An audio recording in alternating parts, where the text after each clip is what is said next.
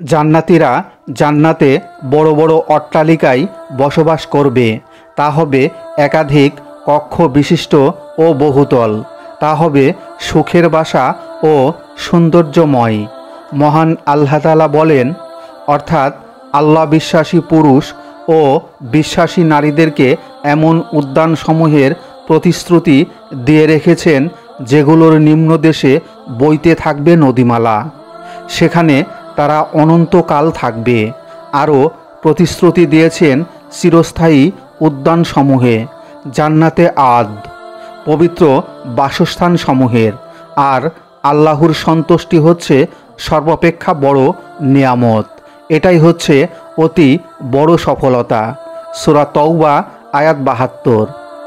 মহান আল্লাহ তাআলা আরও বলেন, তোমাদের ধন সম্পদ ও সন্তান সন্ততি আমার নৈকট্য লাভের সহায়ক হবে না, তবে নৈকট্য লাভ করবে তারাই যারা বিশ্বাস করে ও সৎ কাজ করে, এবং তারা তাদের কাজের জন্য পাবে বহুগুণ পুরস্কার।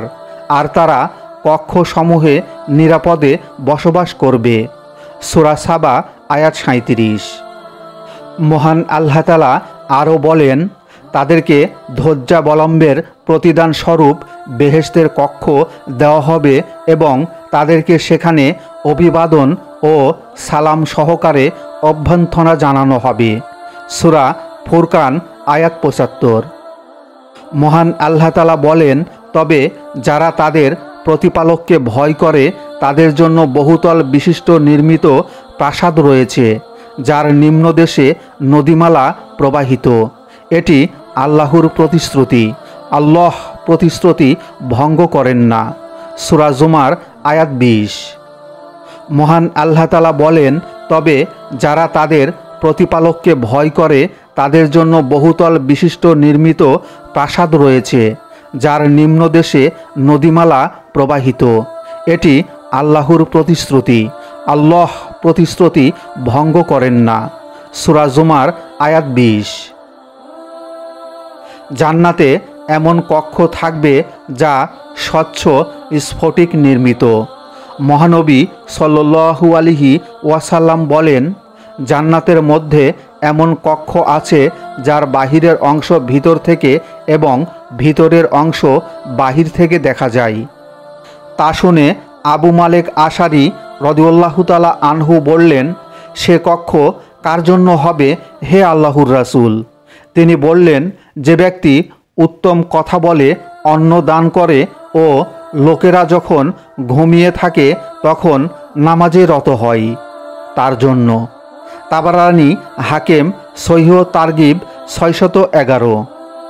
জান্নাতে রয়েছে বড় বড় তাঁবু। জান্নাতীরা সস্ত্রীক সেই তাঁবুতে বসবাস করবে। মহান আল্লাহ তাআলা বলেন, অর্থাৎ তারা তাঁবুতে সুরক্ষিত হুর। সূরা আর রহমান আয়াত ৭২। আল্লাহর প্রিয় নবী রাসূলুল্লাহ সাল্লাল্লাহু আলাইহি ওয়াসাল্লাম বলেছেন, নিশ্চয় জান্নাতে মুমিনদের জন্য একটি শূন্যগর্ভ মতির তাঁবু থাকবে, যার দৈর্ঘ্য হবে ৬০ মাইল। এর মধ্যে মুমিনদের জন্য একাধিক স্ত্রী থাকবে, যাদের সকলের সাথে মুমিন সহবাস করবে, কিন্তু তাদের কেউ কাউকে দেখতে পাবে না। বুখারী মুসলিম। এই তাঁবু হবে একটি মতির। সে মতি কত বিশাল যে তার ভেতরের জায়গা হবে ৬০ মাইল। জান্নাতে বিশেষ কিছু লোকদের জন্য বিশেষ ধরনের অট্টালিকা থাকবে, যেমন মা খাদিজা রাদিয়াল্লাহু তাআলা আনহার জন্য থাকবে বংশ নির্মিত প্রাসাদ। অবশ্য সে বংশ বা বাস হবে মণিমুক্তার। আল্লাহর প্রিয় রাসূল রাসূলুল্লাহ সাল্লাল্লাহু আলাইহি ওয়াসাল্লাম জিব্রাইলের পক্ষ থেকে খাদিজা রাদিয়াল্লাহু তাআলা আনহাকে জান্নাতে তার জন্য মুক্তার বাস বা ভাপা মুক্তা নির্মিত একটি অট্টালিকার সুসংবাদ দান করেছেন। সেখানে কোনো হট্টগোল ও ক্লান্তি থাকবে না। বুখারী মুসলিম। জান্নাতে উমর রাদিয়াল্লাহু তাআলা আনহু এর প্রাসাদ মহানবী সাল্লাল্লাহু আলাইহি ওয়াসাল্লাম দর্শন করেছেন। বুখারী মুসলিম। জান্নাতে অতিরিক্ত ঘর নির্মাণ করার জন্য কিছু অতিরিক্ত কাজ করতে হয়। আল্লাহর রাসূল সাল্লাল্লাহু আলাইহি ওয়াসাল্লাম বলেছেন, যে ব্যক্তি কাতারের মাঝে কোনো ফাঁক বন্ধ করে আল্লাহ তার বিনিময়ে তাকে একটি মর্যাদায় উন্নীত করেন এবং তার জন্য জান্নাতে এক গৃহ নির্মাণ করেন। তাবারানির আওসাদ সহিহ তারগিব 502। জান্নাতে কার জন্য প্রশংসার ভবন থাকবে?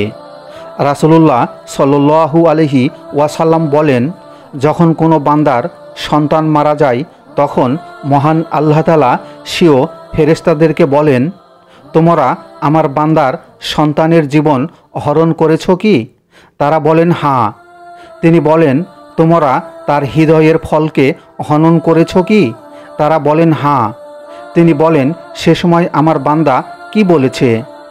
তারা বলে, সে আপনার হামদ প্রশংসা করেছে, অর্থাৎ আমরা তোমার এবং তোমার কাছেই অবশ্যই ফিরে যাব পাঠ করেছে। মহান আল্লাহ তাআলা বলেন, আমার সন্তানহারা বান্দার জন্য জান্নাতের মধ্যে একটি গৃহ নির্মাণ করো আর তার নাম রাখো বাইতুল হামদ, প্রশংসা ভবন। তিরমিজি হাসান। আল্লাহর প্রিয় নবী সাল্লাল্লাহু আলাইহি ওয়াসাল্লাম আরও বলেন, যে ব্যক্তি আল্লাহর সন্তুষ্টি লাভের উদ্দেশ্যে একটি মসজিদ নির্মাণ করে দেয়, আল্লাহ তার জন্য বেহেশতে একটি ঘর বানিয়ে দেন। বুখারী মুসলিম 697।